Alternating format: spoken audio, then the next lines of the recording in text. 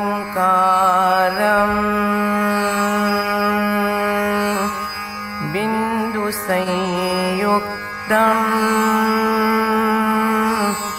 नित्यं ध्यायन्ति योगिनः कामदं मोक्षदं चैव ओंकाराय नमो नमः।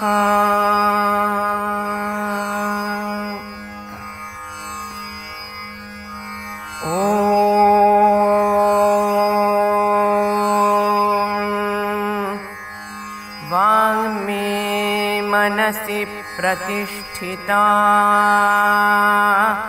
मनो मे वाचि प्रतिष्ठितम्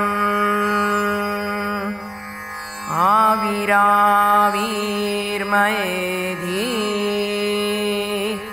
वेदस्य आणीस्थः श्रुतं मे मा प्रहासीः अनेनाधीतेन अहोरात्रान् सन्दधामि ऋतं वदिष्यामि सत्यं वदिष्यामि तन्मामवतु तद्वक्तारमवतु अवतु मामवतु वक्तारमवतु वक्तारम्।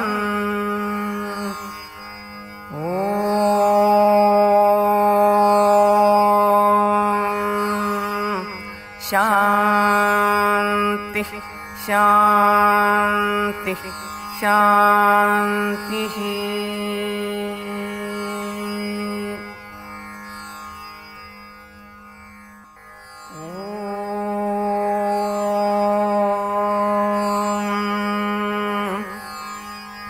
भद्रं कर्णेभिः शृणुयाम देवाः भद्रं पश्येमाक्षभिर्यजत्राः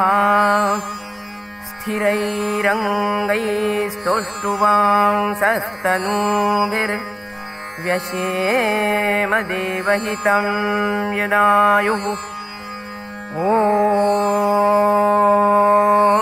स्वस्ति न इन्द्रो वृद्धश्रवाः स्वस्ति नः पूषा विश्ववेदाः स्वस्ति नस्तार्क्ष्यो अरिष्टनेमिः स्वस्ति नो बृहस्पतिर्दधातु। ॐ शान्तिः शान्तिः शान्तिः।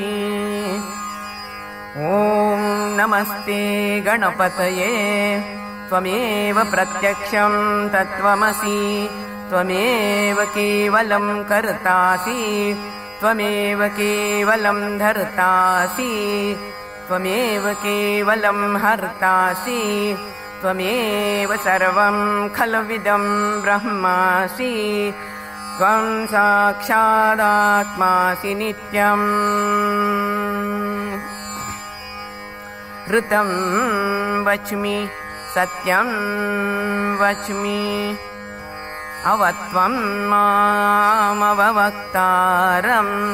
अवश्रोतारम् अवदातारम् अवधातारम् अवानुचानमवशिष्यम् अवपश्चात्तात् अवपुरस्तात् अवोत्तरात्तात् अवदक्षिणात् अवचोर्ध्वात् अवाधरात् सर्वतो मां पाहि पाहि समन्तात्। त्वं वाङ्मयस्त्वं चिन्मयः त्वमानन्दमयस्त्वं ब्रह्ममयः त्वं सच्चिदानन्दाद्वितीयोऽसि त्वं प्रत्यक्षं ब्रह्मासि त्वं ज्ञानमयो विज्ञानमयोऽसि सर्वं जगदिदं त्वत्तो जायते सर्वं जगदिदं त्वत्तस्तिष्ठति सर्वं जगदिदं त्वयि लयमेष्यति सर्वं जगदिदं त्वयि प्रत्येति त्वं भूमिरापो नलो निलो नभः त्वं चत्वारि वाक्पदानि त्वं गुणत्रयातीतः त्वमवस्थात्रयातीतः त्वं देहत्रयातीतः त्वं कालत्रयातीतः त्वं मूलाधारस्थितोऽसि नित्यम् त्वं शक्तित्रयात्मकः त्वां योगिनो ध्यायन्ति नित्यं त्वं ब्रह्मा त्वं विष्णुस्त्वं रुद्रस्त्वम् इन्द्रस्त्वम् अग्निस्त्वं वायुस्त्वं सूर्यस्त्वं चन्द्रमाः त्वं ब्रह्मभूर्भुवस्वरो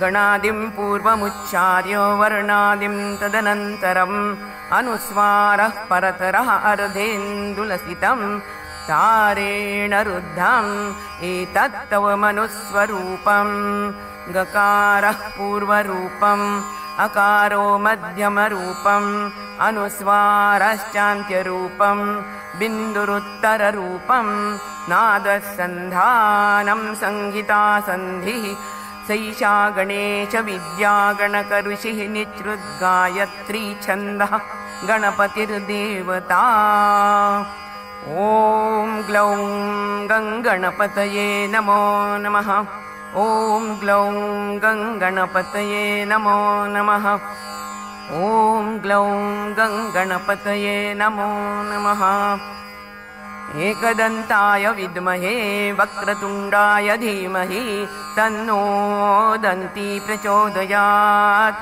एकदन्तं चतुर्हस्तं पाशमङ्कुशधारिणं हृदये च वरदं हस्तैर्बिभ्राणं मूषकध्वजम् रक्तं लम्बोदरं शूर्पकर्णकं रक्तवाससं रक्तगन्धानुलिप्ताङ्गं रक्तपुष्पैः सुपूजितं भक्तानुकम्पिनं देवं जगत्कारणमच्युतम् आविर्भूतं च सृष्ट्यादौ प्रकृतेः पुरुषात् परम् एवं ध्यायति यो नित्यं स योगी योगिनां वरः नमो व्रातपतये नमो गणपतये नमः प्रमथपतये नमस्ते अस्तु लम्बोदरायैकदन्ताय विघ्ननाशिने शिवसुताय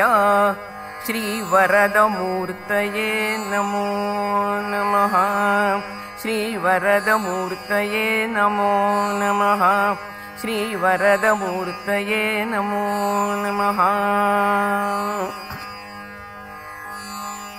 एतदथर्वशीर्षं यो अधीते स ब्रह्मभूयाय कल्पते स सर्वतः सुखमेधते स सर्वविघ्नैर्न बाध्यते स पञ्च महापापात् प्रमुच्यते सायमधीयानो दिवसकृतं पापं नाशयति प्रातरधीयानो रात्रिकृतं पापं नाशयति सायं प्रातः प्रयुञ्जानो अपापो भवति सर्वत्रादीयानो अपविघ्नो भवति धर्मार्थकाममोक्षं च विन्दति इदमथर्वशीर्षमशिष्याय न देयं यो यदि मोहाद्दास्यति स पापीयान् भवति सहस्रावर्तना आत्यम्यं काममधीते तं तमनेन साधयेत् अनेन गणपतिमभिषिञ्चति स वाग्मी भवति चतुर्थ्यां मनश्नं जपति स विद्यावान् भवति इत्यथर्वणवाक्यं ब्रह्माद्यावर्णं विन्द्यात् न बिभेति कदाचनेति यो दूर्वाङ्कुरैर्यजति स वैश्रवणोपमो भवति यो लाजैर्यजति स यशोवान् भवति स मेधावान् भवति यो मोदकसहस्रेण यजति स वाञ्छितफलमवाप्नोति यस्साज्यसमिद्भिर्यजति स सर्वं लभते अष्टौ ब्राह्मणान् सम्यग् ग्राहयित्वा सूर्यवर्चस्वी भवति सूर्यगृहे महानद्यां प्रतिमा सन्निधौ वा जप्त्वा सिद्धमन्त्रो भवति महाविघ्नात् प्रमुच्यते महादोषात् प्रमुच्यते महापापात् प्रमुच्यते महाप्रत्यवायात् प्रमुच्यते स सर्वविद् भवति स सर्वविद् भवति य एवं वेद इत्युपनिषत्। ॐ सहनाववतु सहनौ भुनक्तु सह वीर्यङ्करवावहै तेजस्विनावधीतमस्तु मा विद्विषावहै। ॐ शान्तिः शान्तिः शान्तिः।